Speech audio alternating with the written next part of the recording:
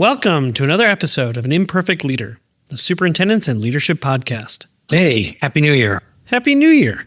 I'm really excited about our guest today, Stephen Pruitt.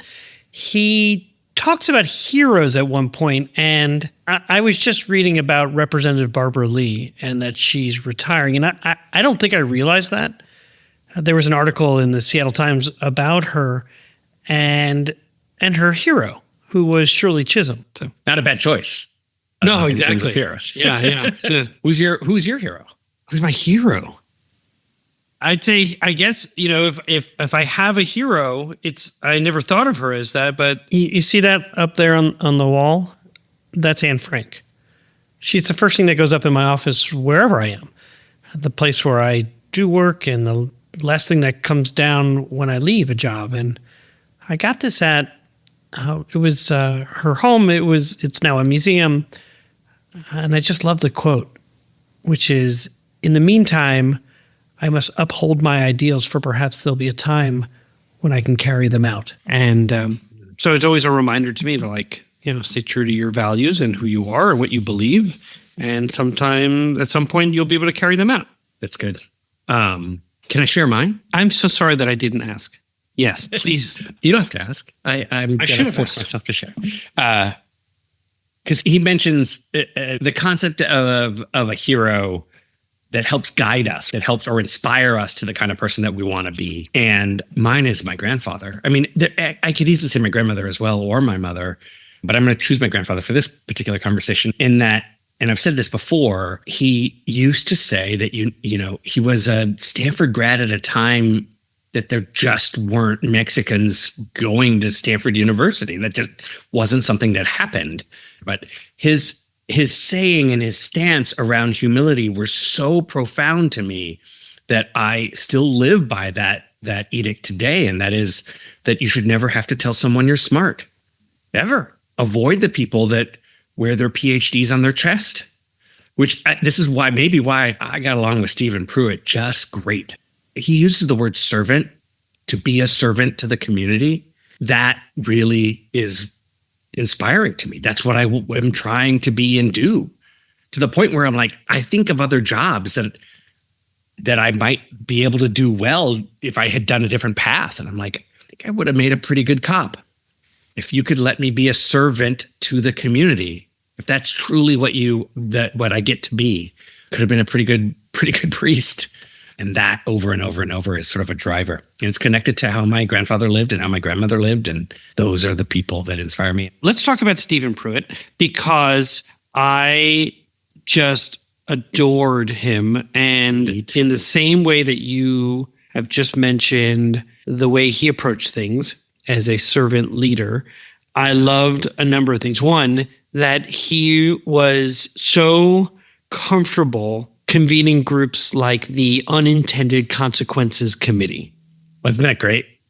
Yes. I love it. And so I will say to the audience, because I don't want to talk too much about that yet, I want you to listen for that, because we talk about systems thinking quite a bit in this conversation, and having an Unintended Consequences Committee was so cool. So I'll just stop there.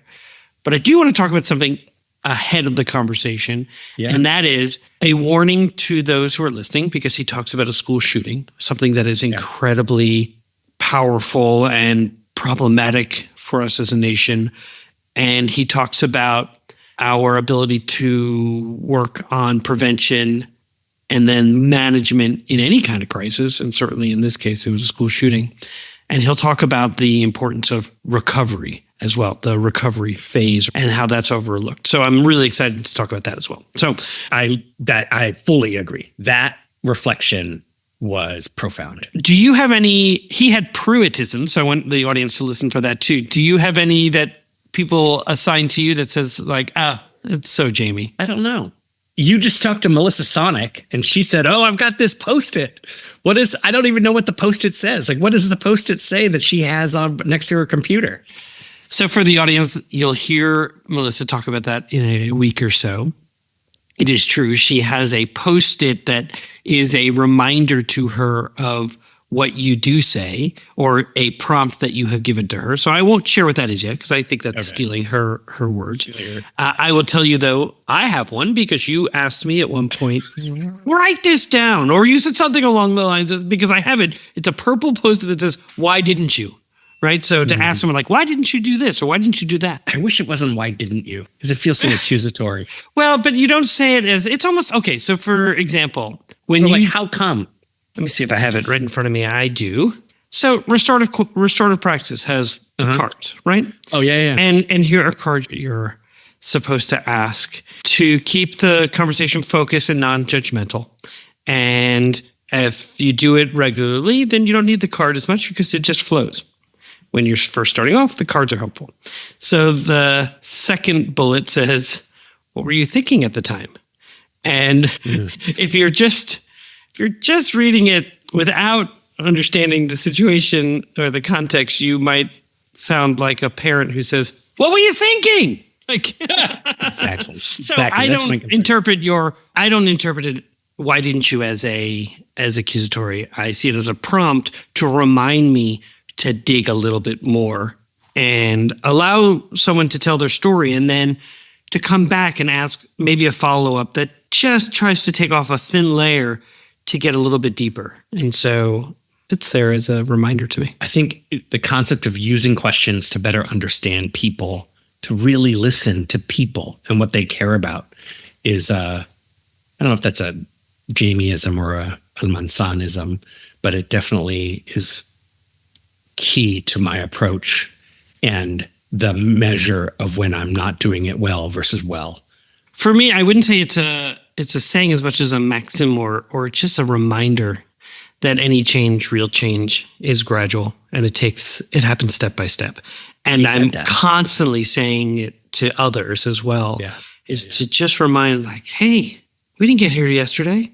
You know, like it didn't just happen. Like you're trying to dig us out of a system that was established well before we were even born. And so real change, enduring change happens step by step. And I did that. He talks about that. He talks about that when Stephen Pruitt talks about the Chick-fil-A, my pleasure, and how that took 3 years and that's just saying the phrase. That's it. I had a bunch of Pruittisms that I loved. I don't know if I want to share them here. Should I share them at the end? Well, let's do this. Let's listen to the conversation. We'll come back, and then we'll have a conversation about... Maybe we'll ask the listeners, like, what was your favorite Pruittism? Because there were a bunch of some really good ones. Yeah, there are some really good ones. You're listening to An Imperfect Leader, the Superintendents and Leadership Podcast. Imperfect Leaders. Are you facing challenges filling open speech-language pathologist positions within your district? Kind of a silly question, because I know you are. MPAT Speech understands the critical need for qualified professionals in your schools. They recognize that communication lies at the heart of academic success, and that's why they're dedicated to helping you bridge the gap by offering expert therapists and innovative telehealth solutions. Don't let open positions hinder your students' success. Partner with MPAT Speech today and ensure every child in your district has access to the speech therapy they deserve. MPAT Speech, EMPAT speech.com. Empowering students, empowering schools. Today on An Imperfect Leader, our guest is Dr. Stephen Pruitt, the president of the Southern Regional Education Board. Stephen, welcome to An Imperfect Leader. Thank you so much. I'm so excited to be here. Well, it is such an honor to meet you. And if it's okay, I'm going to jump right in. And please accept my apologies with this really long intro. And I promise you it's on my way to a question. But on your homepage, you list your wide-ranging experiences. You've been Kentucky State Commissioner of Education. You have served as the Associate State Superintendent and Chief of Staff for the Georgia Department of Education. Your site highlights how you have served as a board member to the Council of Chief State School Officers. You've been the president of the Council of State Science Supervisors. Incidentally, what caught my eye is how you helped develop the framework for K-12 science education, also known as the Next Generation Science Standards. And all of those are super impressive for sure. What I loved about your bio, and sure, it likely makes a lot of sense because it's chronologically placed, but what I loved about your bio is that you lead with the fact that you were and you are a teacher. You taught high school chemistry, and I think that matters. educational leaders must serve really as lead learners, and that's what teachers are. They are the activators of knowledge. And so, am I right? You come from a long line of teachers in your family? I am. And I will tell you, that's not by accident or even chronological. I have always said the most important job I ever had was that of a teacher. It is, and I joke that I went into chemistry because I could legally blow things up. And it's the same reason I went into policy. I could blow things up in policy too. I come from a long line of teachers. I'm a third generation educator. My son is a fourth generation educator.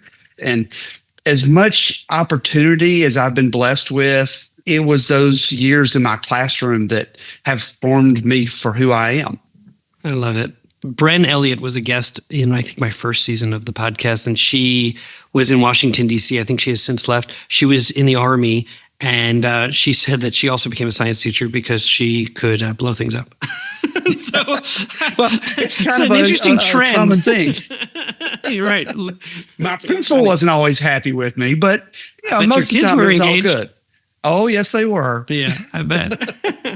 I'm hoping we can talk about how one goes about such a monumental system change. School superintendents, we are all tasked with making these, system-wide changes.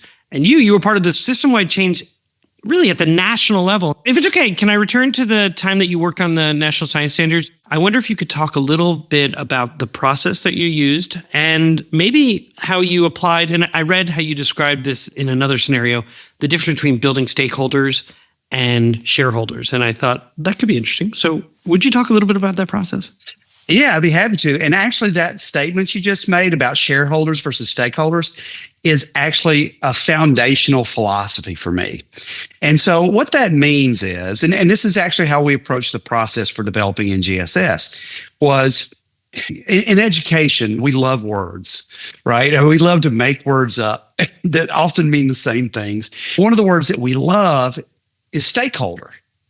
Look at where stakeholders come from. It comes from around the time of P.T. Barnum, people holding large stakes while someone else swings a very large hammer near your head while you're holding it at a distance, right? And sometimes people feel that way in education where I hope I don't get hit while I'm trying to support this. And so it should be a little bit of a scary ordeal. A shareholder is somebody that's invested. In the finance world, of course, it's with money. But where I talk about shareholders is we want to build a common vision and a common goal that everybody can invest of themselves and everybody can own. And so you become a shareholder in a bigger system idea, a bigger system change, and you don't have some of the issues that are, I hope I don't get hammered with this. I'd rather you stand up and say, I'm going to support this. So when we were doing the NGSS, the way it all started was the National Academies of Science did the framework for K-12 science education. And I was a member of that committee. And it had really cool people on there. It was that we had some Nobel Prize winners. We had people at the top of their field in science. And they let me tag along. Well, then I got hired at Achieve to run the process for developing the standards, which is, as you well know, when you talk about standards in education, I always look at it as it's the contract between the State Department of Ed and teachers as to what your students are going to be held accountable for. I had done that in Georgia, still have some scars and maybe some support group that I have to go to periodically for having lived through that. And so we try to set this up where how do we build the most buy-in in a process that is massive when you're talking about trying to get a country on board? So we kind of went into it with a couple of things. One is the foundational principle we already talked about. Another was transparency. So how can we put things out for people to react to? And then how can we prove that we listen to them? That's what I was going to ask you. You have you're obligated to have these listening sessions or public comment sessions. And how do you know that when you're actually making a comment that someone is actually attending to it? Yeah, exactly. So for instance, we set it up where there were going to be, we had 26 states that had signed on as lead states. So I was marshaling 26 states, 40 writers, But I also didn't want to leave out the rest of the states. The 26 were the ones that were kind of working hardest on it. And they would get drafts and then they would give us feedback. And we replied to all the drafts. So you made these comments. Here's what we did. We also did 3 public reviews of K-12. And the idea was, look, put it out there. Tell us what you don't like. We're going to put it back out there a second time so that people can say, we told you this and you either did it or you didn't.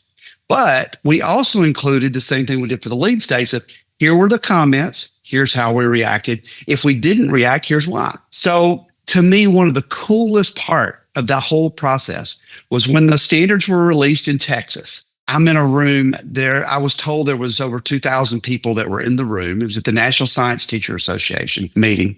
So I said, if you were a writer on the NGSS, stand. If you were a lead state, please stand. If you were on a committee. So what we did was we had a writing committee. Well, each lead state had to have the same committee structure.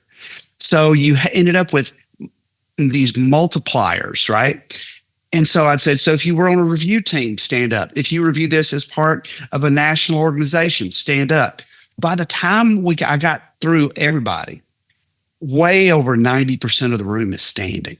And even now I get chills about it because it's like, yes, we actually got it signals to you this was an inclusive process that involved. Exactly. Right. You were able to harvest the wisdom of so many people.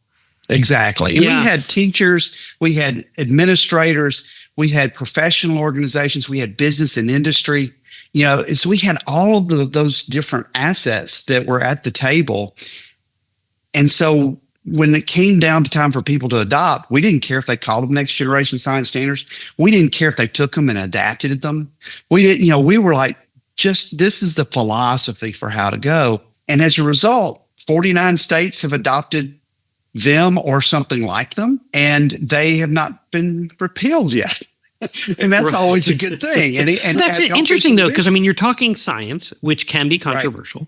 And you're so right. Even in Missouri, I was wondering at what point were they going to pull them and change them similar to what they were doing with language arts standards and things like that.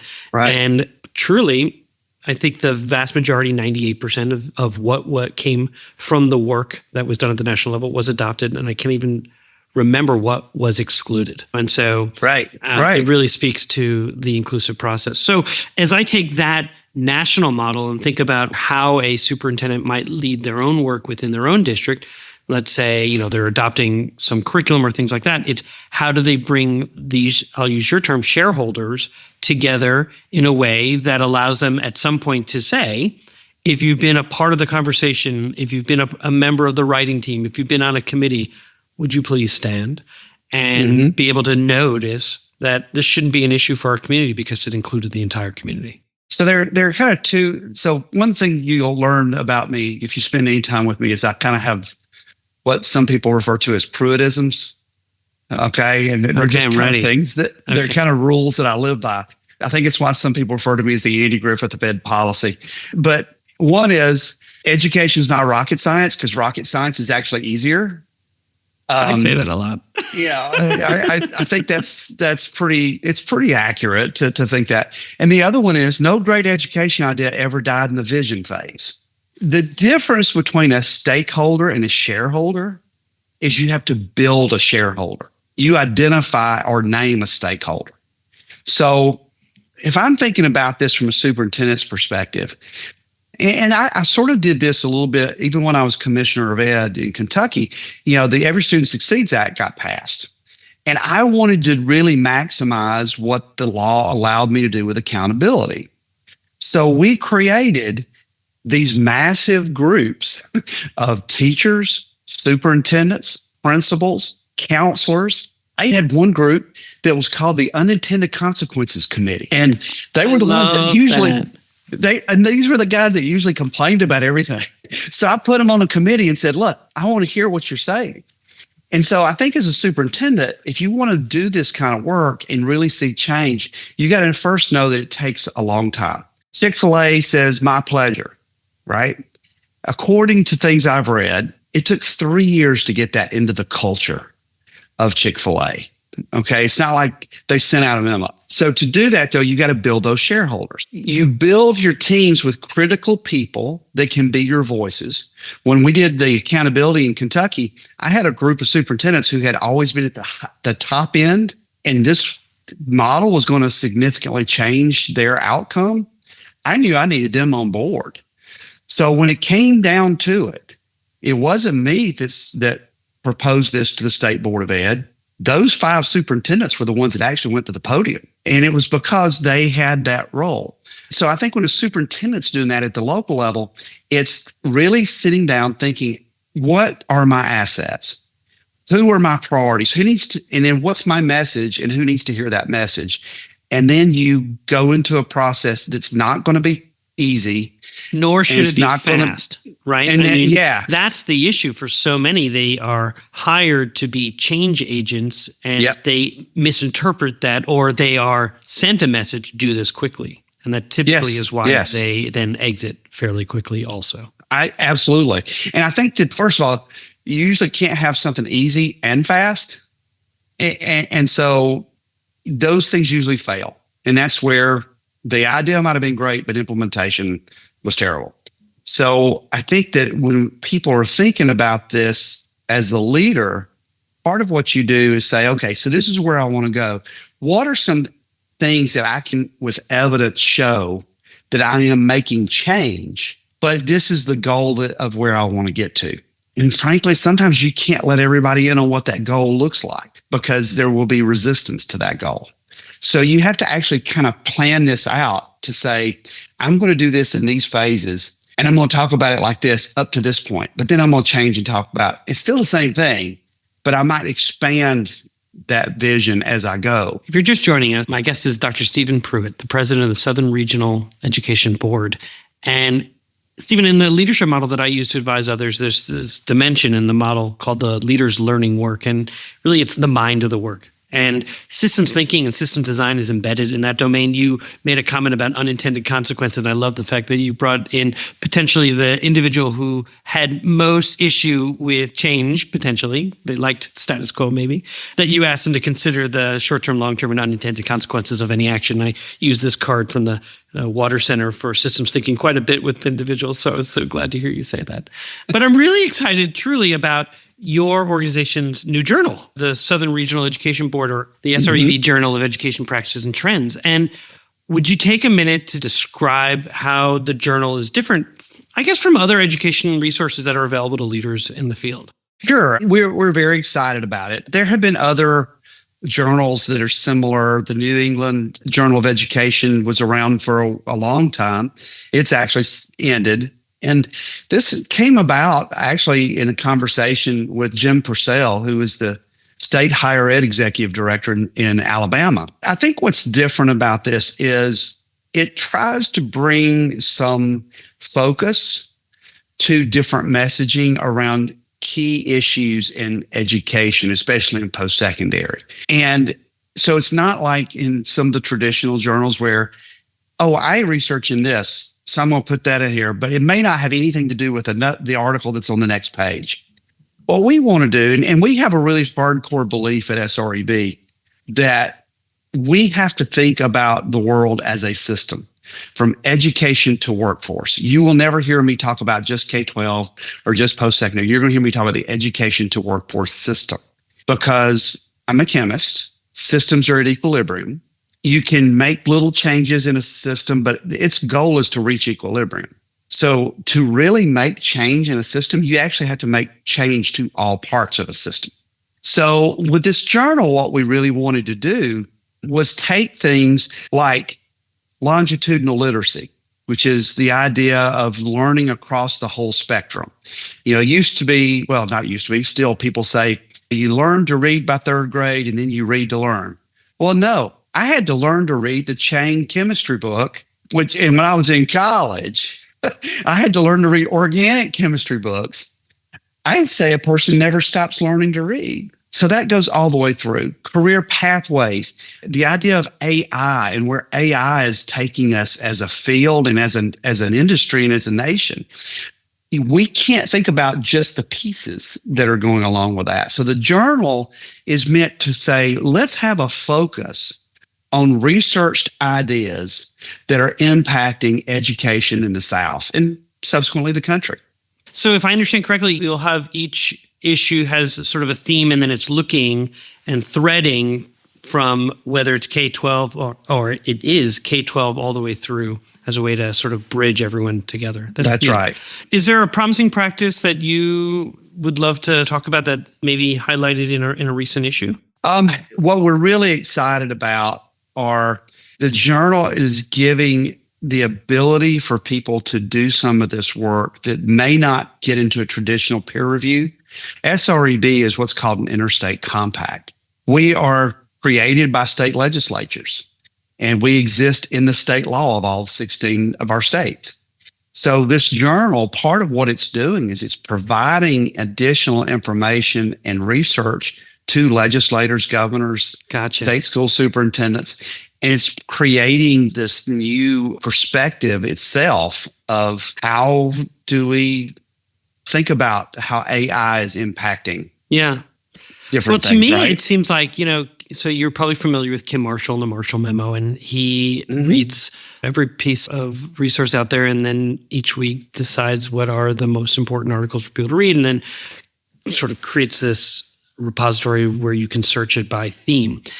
And that's one individual where I think to myself, where is that, what happens after Kim decides that he's not going to do that anymore? To have this where policymakers came together and said, this is so important that it ought to be a part of each of our 16 states as part of legislation, as part of this will maintain and sustain itself so that when you decide that this is not something that you're going to continue doing, that the next person who comes in as part of your own succession planning continues this work and is able to inform better practices around education. I think it's really absolutely marvelous. What a legacy. Yeah. How can people find it if they want to access the journal?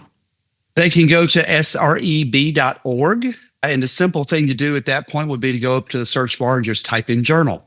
Sounds like that might need to change. Don't make it a hidden gem. It's like when I'm in New York and I go to the airport and they only have Yankee hats, and I put out on LinkedIn, because the only social media I'm on, saying, "Hey, Steve Cohen, I love the Mets. Let's not keep them a secret. Start selling some hats here." Right.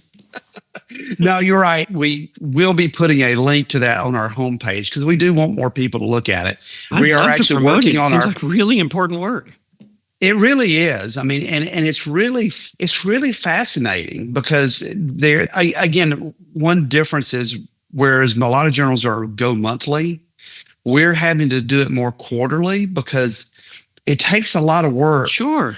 Not just to write the article and not just to vet, but actually how do you put these things together in a way that makes sense? And even then, like if you just skim the titles, it's like, okay, well, how do those things fit? You actually kind of have to dig into them a little bit because, I mean, we've got one on literacy practice and there's one on FAFSA. And so you're like, how does those have anything to do with these? Well, literacy, like I was talking about, is through adulthood. Right. Well, FAFSA, part of the reason why we don't see a lot of FAFSA people, there's a literacy component of that. That's right. And so, it takes a little bit of a jigsaw puzzle to put all of that together. I love it. Well, one of the reason why I would say this is I went to EIE, hosted in Oklahoma City, and there were a number of southern states that were really talking about some of the really innovative and inspiring work that they're doing. And often it is overlooked by others around the country. And so the fact that you're putting this together and creating it, I think could be really transformative in terms of just one's own bias around where are promising practices taking place. So that's just right.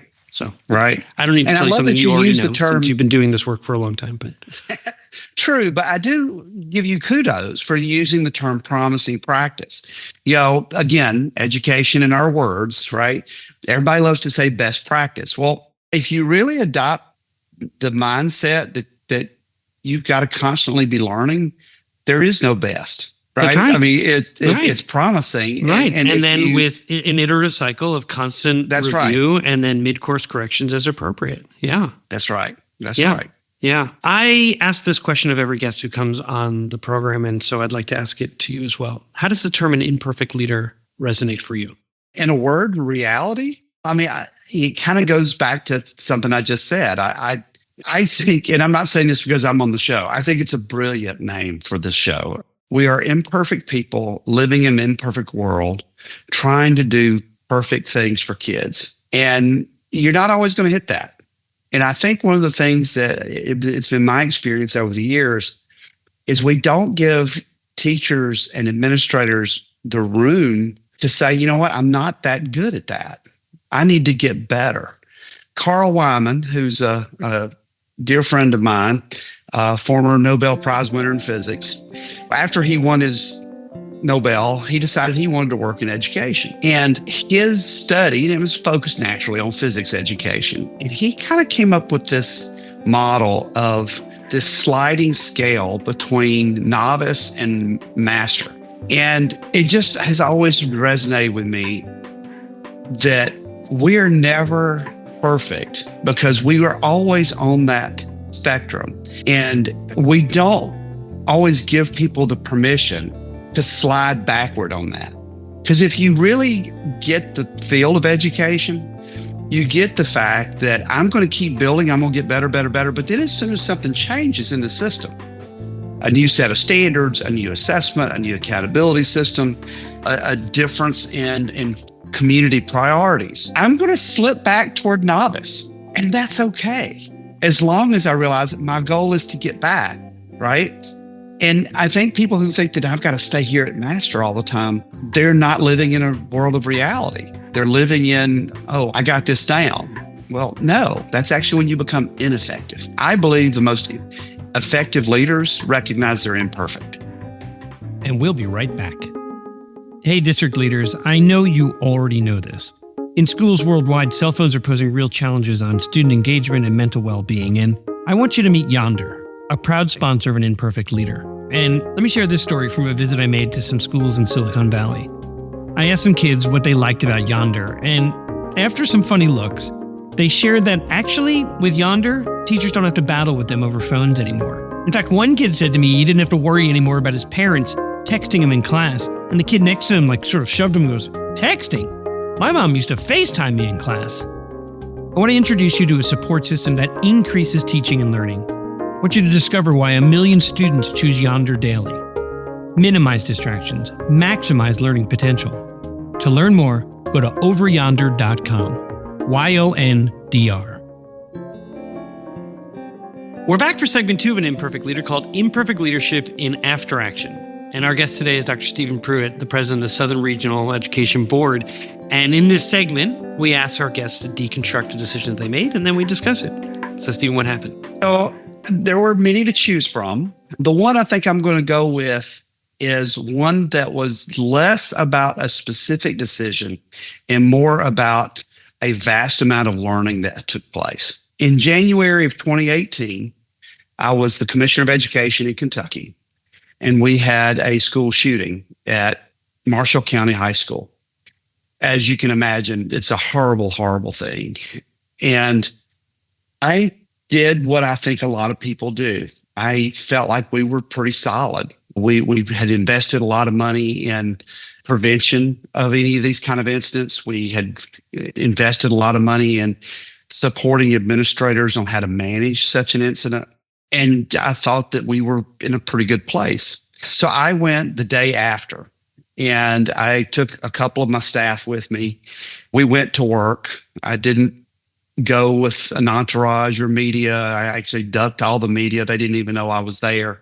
And we spent the next week at the school. And what we saw in the aftermath of that was a complete misjudgment on my part of what it really took to manage a full crisis beginning to end. And the school did a fantastic job. The Kentucky State Police said they did everything they were supposed to do. But what we learned is that there were 3 phases to crisis. There's prevention, there's management, but then there's recovery. Yeah. And so I'm sitting in a room the day after with 4 counselors from the high school, the principal, the assistant principal, and the superintendent. And I am there mainly as support. They are going through their plans. And they asked me to be kind of the critical friend to the plan. And they had this incredible plan of how to get people back into the building and the counseling needed. And we were having horrible conversations about things that never thought about having to have. Everything from how do we get the building back ready to open, and how do you navigate students around certain areas, to how do you manage impromptu memoriams. I mean, it's just this whole thing. But they had this great plan, and there were only 4 counselors. And how many students at the high school? So at the high school, they had around 1,000, if I remember correctly. Yeah. So it was in no way could there be any actual triage there. And they had set up all these stations of how different kids, about whether they knew, the students who were injured, whether they knew the shooter. This was actually a situation where the shooter was actually very popular in the school. So you had a different kind of dynamic there. And I'm like, how are you going to do all this? Because not only do you not have enough people, but you also don't have, you yourself are hurting on this, right? And for children, for them to feel as if they feel safe emotionally, not just physically, those 4 counselors are likely people that the kids know. So to bring in counselors for what might be considered window dressing, in the sense like we now have 20 counselors, it will take some time. And yes, these are incredibly talented and trained individuals to build rapport quickly. It requires children to have some relationship, and then to your point, bringing in the adults, their needs and the trauma that they're feeling and that they're carrying. Right. Yeah. Right. Yeah. And there has to be a very specialized training, right? So even if you bring in additional counselors, you can't just say you had training being a counselor. You have to actually there's more to it than that. Sure. And so you kind of have this issue of stabilization and triage. And so we're having this conversation, and I said, how are you going to pull this off? And they said, honestly, we don't know. We've not planned for this. We knew this is what we wanted to do. One of the benefits to a state commissioner is I've got resources and I've got people. So I made a phone call, and we had almost 50 counselors there by the next morning. But to train them on the plan, to train them on how to do triage, to train them on how to do stabilization. And I had the person with me that was in charge of counselors that was our coordinator for counselors at the department. And what we realized was we couldn't do what a lot of schools do in this situation, or natural disasters. So, just to be clear, this is not a story just about, a shooting. This is also happens after natural disasters. Right. It could be a hurricane. It could be a tornado. It could be fire, whatever it might be. Bringing 500 counselors in for 3 days really doesn't do anything.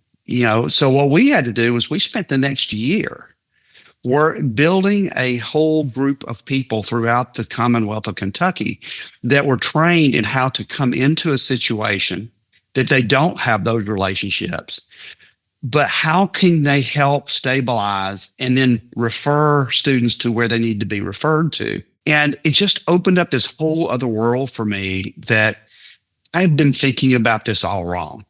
That it can't just be about prevention, and it can't just be, and the management itself. The superintendent, I got there and he reaches in his pocket. I said, what can I do? He holds a 4-inch thick set of business cards where people just showed up to help. He's like, I don't know any of these people. Right. And so the management part, which extends into the after, it's not really recovery, but you're still kind of managing it. There were people who showed up who were genuinely wanting to help. But, you end up with so many people, they get in each other's way. There's no coordination. But you also get people who show up who maybe don't have the best interest at heart, right? Right. And so schools, as a general rule, have very strict protocols on who can be on premises. And that has to be the case even after an event. Where absolutely. All of a sudden, in fact, it's even more so after an event, right? Right, because sometimes that is the absolute opportunity one takes to engage in behavior that is just counterproductive to the school. So, okay, so Yeah. if it's all right, because I didn't follow my own rules, which is tell me what happened, and then I got totally into it. And so let's back up for a moment and just, if it's okay, I'm going to summarize as I best understand. So the unimaginable happens. This is everyone's worst nightmare for a child, for a teacher, for staff, for parents, for superintendent, and then certainly at the state level to hear that there's been a shooting at a school. And then to know that there are those who were injured. And so if I understand correctly, the school, they had a plan in place. They followed their plan. They managed in the moment well. And now a day after, you and others who absolutely care and should are now on site to do some debriefing, but also to engage in the recovery process. In terms of recovery, how do we recover from something like this? And we've walked through a number of pieces, certainly about counselors and things like that. So typically I ask, so what got overlooked? Is that the biggest part, the counselor piece? Not just the counselor piece. It's the whole phase of what recovery looks like. Got it. And, we were in a position where we weren't even really there for debriefing so much because that was somebody else's role. That was the Kentucky State Police and local police. For us, it was just, how do we help you?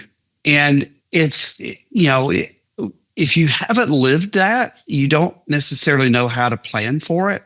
And so I recognize that. But when I look back at it, what I realized was that if you don't have a plan, and obviously that plan can't be so detailed because you don't know what the situation is going to be, but you've got to have enough of a framework that says, if this happens, here are 5 things I've got to do in the first 3 days before students come back to the building, right?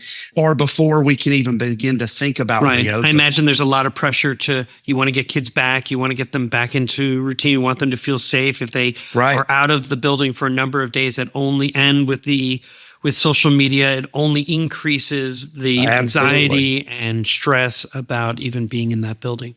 How did you balance, because I can imagine you want to be present. And I think you took this into account because you didn't bring the media, didn't notify them. You wanted to be, low key, but in the sense that our presence as leaders can disrupt the school setting. I know that from a superintendent's perspective, when there was a crisis, a fight or something like that. And if I show up, now your principal feels an obligation to attend to their boss to some extent, to this, title. And they're also trying to deal with parents and kids and staff and all those kinds of things. So I imagine to this next level, now you're showing up and the superintendent is maybe a little bit distracted of trying to attend to their building principal and as well as you. How do you manage that? So the way I did it, the whole dress for success mentality. Is this a Pruittism? This is a little bit of a Pruittism. Okay. I'm just trying to prepare myself. I took my chief academic officer and my counselor coordinator, and I said, do not bring nice clothes, bring polos and jeans because we're going to work. So our first meeting with the superintendent, the principal, and the counselors was, nobody needs to know we're here. We are here to do whatever it is that will help you. The media does not know I'm here. Therefore, you have no obligation to manage me in any way, shape, or form. In fact, the first day, they had to sit out in the lobby for 2 hours while they were dealing with other stuff. And I was completely fine with that. A key part, though, as we say all the time in education, is the relationship. I had a relationship with that superintendent. So he kind of knew how I operated a little bit anyway. So we go into it with the idea that, look, not only does no one know we're here, you are all forbidden from telling anybody we're here. Okay? Because this isn't about us. That's right. And so we would wander in and out of things. And I mean, it's not like when you're commissioner of education, you're not in the newspaper, on television and all that. But context matters. And people don't expect folks in those positions to just be the guy in jeans and a polo standing over there to the side. I think probably one of the things I felt like we were doing it the right way was we were having to help move book bags from the school into the gym because the Kentucky State Police had to go through all the book bags. Oh, wow. And there were some parent and teacher volunteers that were helping with that. So we're moving the book bags, and I had one. A superintendent is thinking to themselves right now, you go through all those book bags. Is there a protocol for, so what happens if we find weed? What happens if we find, right? Because in that moment, what are we going to do? And I'm not going to ask you what you chose to do, but these are the things that run through my mind immediately. Okay. And that again goes back to that whole management part, right? Of how do you plan for those kinds of things? And in my case, I've got them worried about their state test coming up in 4 months. So I was like, well, y'all aren't taking the test. And they're like, what do you mean? I'm like, I'm excusing all of your students from taking the state test. We're not going to worry about that. And was that something that you had vetted with your team, or this is just, it was in that moment because you're clearly a compassionate person and you're empathizing about their situation. Let me unburden you. I have this position and this title to do that. And then did anyone on your team go, are we really doing that? You're like, well, to be careful, I did text my assessment director and say, statutorily, I have no problem doing this, correct? And she said yes. Okay. And so, I did make sure I was following the law. Right. Yeah. But, it was not I something could see they myself needed to worry saying about. something like that. And then going, right. Is that okay? Yeah. So good that you checked ahead of time.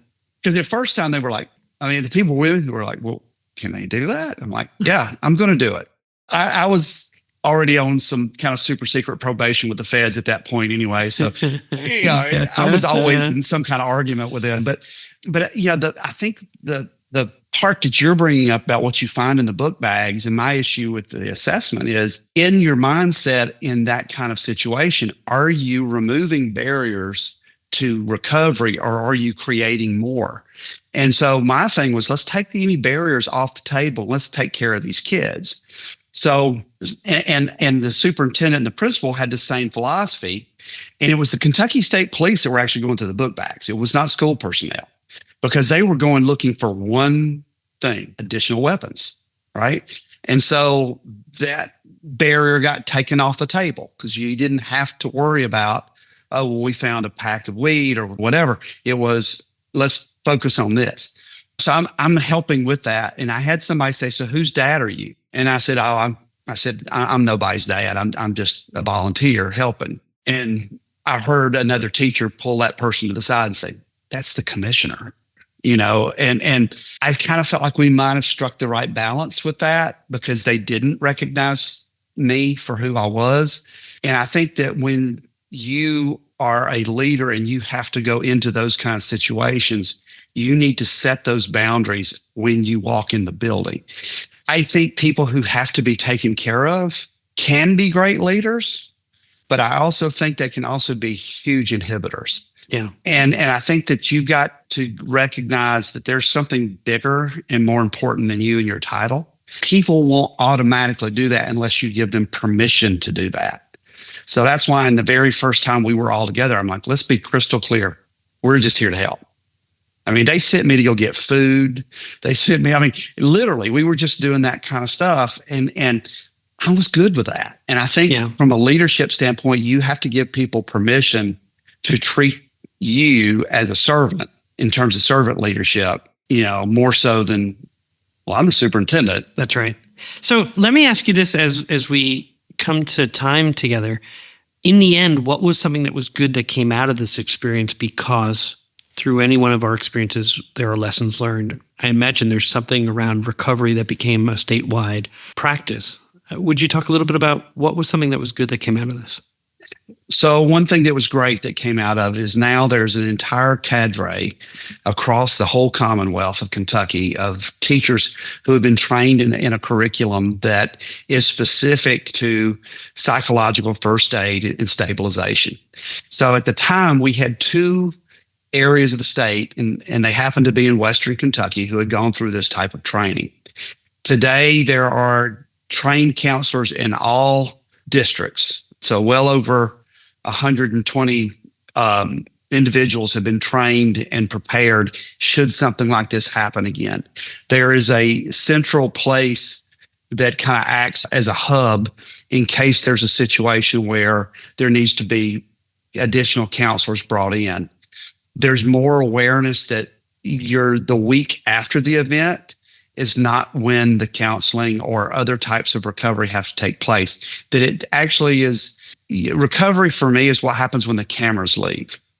This is what you do up until at least the week after the anniversary of the event. It actually seems so likely. I mean, just in terms of just how we personally grieve when we've lost someone we love. And when the food is no longer coming each day and there isn't someone sitting with you, how do you really engage in meaningful recovery, reflection? And it's a perfect analogy. It really is. And these people who were hurting are now left to try to figure it out. I mean, I know that we at KDE, we kept coordinating counselors into Marshall County for a whole year because they needed that. And it was something that now Kentucky's prepared for. I haven't talked about this to a whole lot of people, but I will share it with you and your audience that has also stayed on my mind since January of 18. And you're going to be seeing soon an announcement that we at SREB are doing that for the entire 16-state region where we're going to be read my mind, that. Stephen. I thought this would be a perfect issue for SREB Journal. How do you think about and tie not just the technical be prepared, the social, emotional, mental health piece of recovery for children? And I love the fact that you did not leave out the adults who often try to just carry the traumas of others until a point where it's such a breaking point. I've seen it as a superintendent, and we invested in EAP, and that is good and valuable, and it is often not even enough. So, absolutely true. And so we're excited. We hope we don't have to use it. But what we've seen with Hurricane Helene, and we've seen a school shooting here in Georgia in Barrow County, within the next year, there are going to be trained counselors in all 16 states that we at SREB will be working whenever there is a major significant incident for us to help deploy support to that area so that especially rural areas who don't have the additional supports. So we're excited about that. Like I said, I hope we never have to deploy, but at the same time, I feel like this is a role we can play. So excited may be the wrong way to put it. No, it's encouraging. It's to your point that you said earlier in our conversation, no great idea died in the vision phase. It sounds like you moved from vision to action, and that's really inspiring. Well, thank you. Thank you. My guest today was Dr. Stephen Pruitt, the president of the Southern Regional Education Board. And Stephen, I'm so grateful that you gave me some of your time today. Thank you for all your work. Thank you so much for having me, and thank you for what you do. As I said earlier, I'm tired of seeing all these people put stuff on TikTok and all about making fun of the profession. We need to remember to start. Here comes another Pruittism, the last one of the day. We got to treat education in our profession more like a Hallmark movie and less like a Lifetime movie. Because, a Hallmark movie teaches you how to love them. A Lifetime movie teaches you how to kill them. So as educators, we need to start thinking about this as a Hallmark movie. Love the profession because there's no greater one on the planet. Okay, we are back. Nice. There was so much good stuff in this. I mean, definition of standards, for one, was an important one for me because lots of people they're not sure what that means when we talk about standards and curriculum and things like that. And I just thought he did a really nice definition of it's the contract between the State Department of Ed and teachers as to what your students are going to be held accountable for. Isn't that simple? Wonderful? Done. That's it. That's all it is. I thought what a case study for the leadership idea of tight and loose. Like when in the implementation of those standards, the creation of those standards and the implementation of those science standards, he's like, they've all adopted it. They don't have the same names and they don't actually, but the one through line is clear and everybody else gets to mess with it. And I just thought, oh, this is great. I agree. And I liked his definition between a stakeholder and a shareholder. And I loved the idea of a circus tent and the idea of the stakeholder. Where does it come from? I don't know if I didn't do enough research to say, is that really where it comes from? I don't know why it wouldn't be. And so it seemed like, I was like, this is so cool, right? I fully agree. God, who was the one? Don't be a passive stakeholder, just holding that stake and taking the wax. Yeah, exactly. Be a shareholder who is actively there to support change. So there were Pruittisms, though. He says he's known for them. And I think there are probably a couple that stuck out for you. There are two. The first is education. Basically, education is harder than rocket science. I actually say that a lot also. I love it. Love it. I am like this. This is why the Chick-fil-A one is so sort of interesting to me. The Chick-fil-A example was such an interesting system change. It took 3 years for them to implement a phrase. 3 years. You're talking about, tell me the definition of the standards again. Say the definition of the standards again. It's a contract between the State Department of Education and teachers as to what your students are going to be held accountable for. How long would it take to get a school district similar to the size, let's go Pruitt and all districts in the state of Kentucky to agree to and implement that contract in a way that serves the students of the youth of Kentucky? Well, I would say if you are just mandating it, good luck. Yeah. Right? He would approach it, I imagine, because of the next generation science standards, he approached it in a very collaborative way. He harvested the wisdom of so many people. And he said when he went to Texas, it was the standards were released and over 90% of the room stood up at the different times when they were asked who was a writer, who was a lead at the state level, who was a committee member, who reviewed. They were all standing up as to demonstrate that they were part of this process. So in that case, and I'll tell you, that took as long as Chick-fil-A's simple prompt. Correct. Yeah. And it is so complicated because people are complicated. We're complicated things this is why that move to have the different people, how you participated in the process, have everybody stand up. What he does in that moment, it's masterful. It's truly masterful. Yeah. It is group dynamic, graduate level. And that is, he basically goes from disparate committees and connectors to we all did this together. Yeah. Look what we did together. So he mentions the name Chang at one point. You don't really hear it unless you're listening for it. And of course, I had the conversation with him, so I heard it. He was talking about being a chemist. And he says, so if I'm just reading the Chang book, the textbook, it's because that was my father-in-law who wrote that textbook. And when we were having this conversation before we even hit record, I said, do you know you were a chemistry teacher? Do you know Raymond Chang? And he said, the Chang chemistry textbook? If I were in my office right now, I'd just turn around and show you it. It was my favorite textbook. So then he weaves that into middle of the conversation. So if I'm reading Chang, I'm going, oh, yeah, that's very nice. That's so good. That's so good. I'll give you my other favorite Pruittism. It's what he ends on, that we're making a Hallmark movie, not a Lifetime movie. And the idea, he says, teach how to love, not to kill. Yep. And that to me that's exactly the point. Teaching kids how to love, learning how to love each other, how to love the work that they're doing, how teachers to love the students that they serve, the families that they serve. Like, it's just over and over. It's multiple fractals. I was like, oh my goodness. For how much I make fun of Hallmark movies, I was like, I'm all in on that. I'm all in. Yeah. Well, this is what I want to say about that, in that I feel like calling it a saying diminishes how important it is, because it is a way of being. Because when he describes showing up at the school district and doing whatever it takes and not announcing that the commissioner of education for the state is there, but rather, can I move backpacks? Can I go get you lunch? I mean, servant leadership. And it is the heart work that is really hard work for so many, because their ego gets in the way. I'm here and I want to be noticed. And he's saying to his team, we're not making a scene.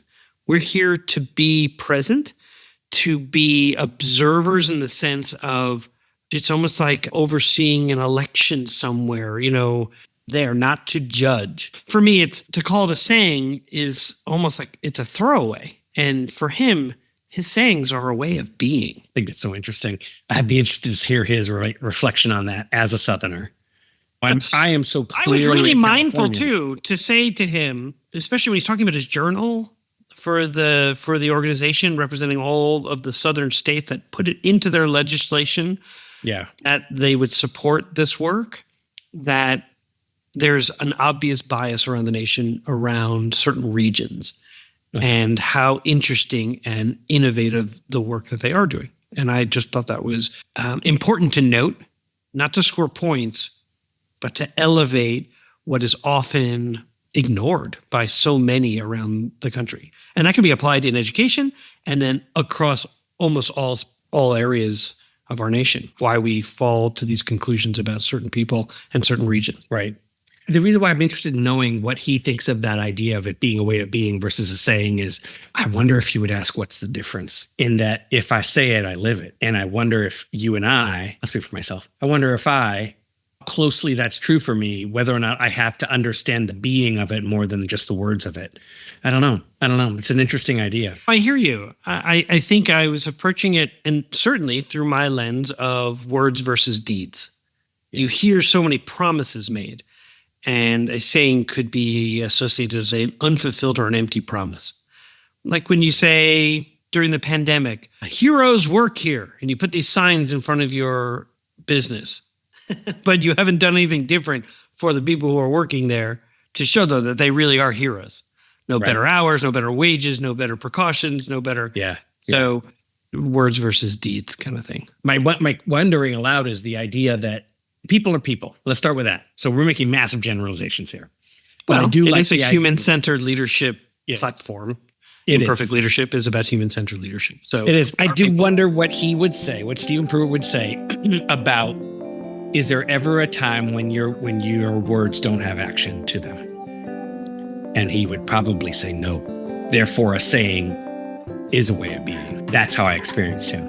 And he's the kind of person that if he said, Jamie, I got a job, would you do it? I'd say yes in a hot second. No problem. What do you need me to do? It's like, and even if it was, could you go pick up lunch? I would go, yep. Yes, he was a special kind of leader. All right, Jamie, I'll see you next week. Yeah, I'll see you next week. I'm looking forward to it. Music for An Imperfect Leader was written and arranged by Ian Varley. Sam Falbo created our artwork, a wood print inspired Daruba doll butterfly. Remember, imperfect leadership is not a scarlet letter. It's a badge of honor. It recognizes that serving as a lead learner is about being a vulnerable leader, an empathetic leader, a compassionate leader. We are proud to be imperfect leaders, so join us next time for another episode of An Imperfect Leader, the Superintendent and Leadership Podcast.